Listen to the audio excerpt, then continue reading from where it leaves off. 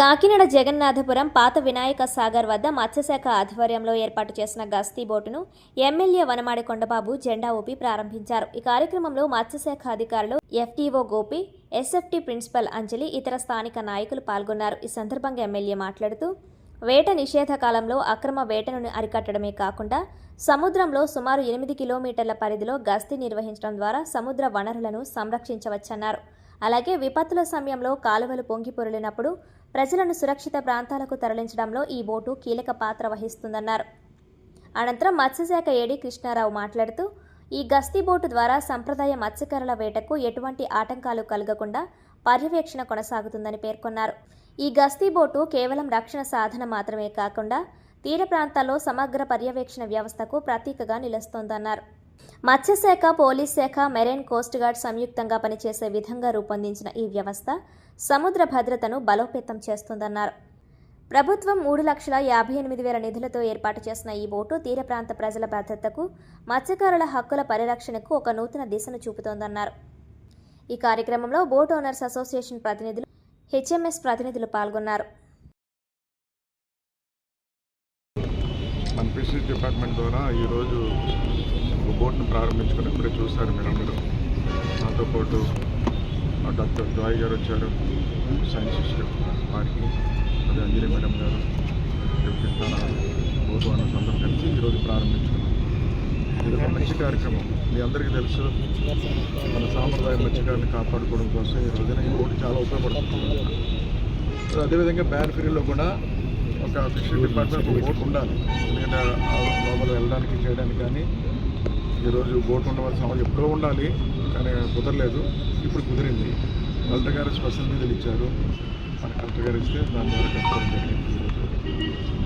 ఈరోజు ఇది బ్యాన్ఫిరీలోనే కాదండి. ఈరోజు ఏదన్నా ఇక్కడ సైక్లోన్ వచ్చినప్పుడు కానీ, విపత్తులు వచ్చినప్పుడు కానీ అప్పుడప్పుడు చూస్తున్నాం.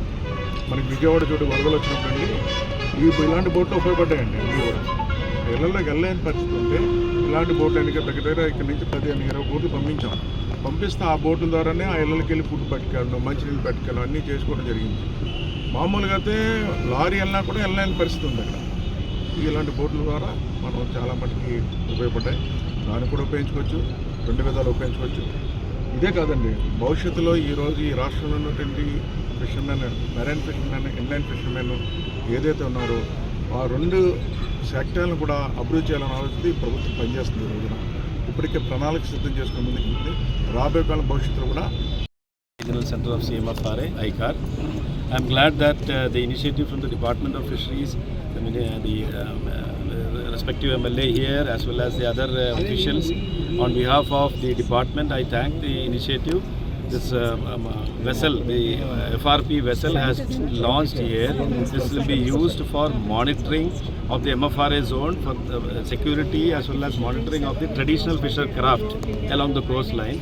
And this is about MFRA limit is about 4.04 or 4.4 nautical mile from the shoreline. So there needs to be a monitoring, and this small vessel will be used for that. So continuous monitoring, evaluation, safety and security of the traditional fishermen during this time. Plus this vessel can also be used for any flood situations or any other safety measures. This is a good initiative. I appreciate the support given by the district collector, Sri Harendra Prasad. ఈ boat మనం ఎందుకు తీసుకున్నామంటే ఇది ఈ marine fishing బ్యాన్ని, traditional fishermen యొక్క హక్కులను పూర్తిగా కాపాడడం కోసం సముద్రం ఒడ్డు నుంచి 8 కిలోమీటర్ల పరిధిలో 4.40 నాటికల్ మైల్స్లో మనకి 1,82,000 ఎకరాల విస్తీర్ణంలో సముద్రం ఉంది ఈ తూర్పుగోదావరి జిల్లా, ఈ కాకినాడ జిల్లాలో. ఈ యొక్క పరిధిలో ట్రెడిషనల్ ఫిషర్మెన్ యొక్క హక్కుల్ని మనం కాపాడడం అనేది ప్రధాన ఉద్దేశంగా ఈ బోట్ని మనం ప్రొక్యూర్ చేసుకోవడం జరిగింది. అలాగే మనకి ఈ జిల్లాలో వరదలు, అలాగే ఎక్కువగా మనకి ఈ కాలువలు పొంగడం అనేది జరుగుతుంది. అటువంటి సమయంలో ఈ యొక్క ప్రజల్ని సురక్షిత ప్రాంతాలను తరలించడం కోసం బోటు అనేది చాలా అవసరం ఉన్నది. దానికోసం మేము బోటు ప్రొక్యూర్ చేసాం. దీనికి ఏంటంటే మన స్థానిక శాసనసభ్యుల వారు సిఫారసు మీద జిల్లా కలెక్టర్ వారు జిల్లా కలెక్టర్ నిధుల నుంచి మనకి 3,58,000 రిలీజ్ చేశారు. ఈ 3,58,000 తోటి మనం ఈ యొక్క ఇంజిన్ తోటి మనం ఈ బోటుని నిర్మించుకోవడం జరిగింది. ఇందువల్ల ఈ కార్యక్రమానికి ఈ బోటు అంటే రాష్ట్రంలో మొట్టమొదటిసారి ఫిషరీస్ డిపార్ట్మెంట్ సొంతంగా ఓ బోటు రావడానికి ముఖ్య కారకులైన